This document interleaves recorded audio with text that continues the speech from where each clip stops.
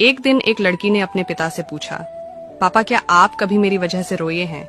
उसके ऐसा पूछने का कारण ये था कि उसने कभी भी अपने पिता को रोते हुए नहीं देखा था। इस सवाल के जवाब में पिता ने कहा, हाँ, एक बार ऐसा कुछ हुआ था जब तुम्हारी वजह से मैं रोया था।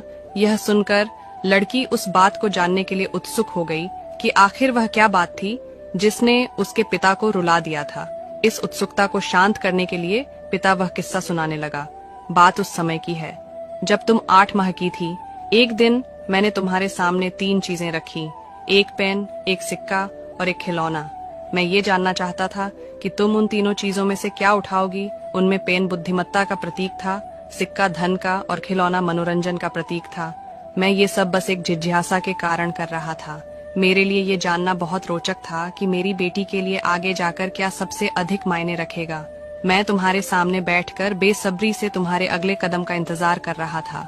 मैंने देखा कि कुछ देर बैठकर तुम उन चीजों को देखती रही, फिर घुटनों के बल पर चलते हुए उनकी ओर बढ़ी। जब मैंने तुम्हें आगे बढ़ते हुए देखा तो मेरी धड़कनें मानो रुक सी गई, लेकिन अगले ही पल तुमने उन सभी चीजों को अपने हाथ से एक तरफ हटा दिया और आगे बढ़कर मेरी गोद में चली आई।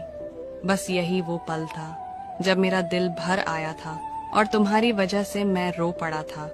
ये किस्सा सुनकर लड़की की आंखों में आंसू आ गए।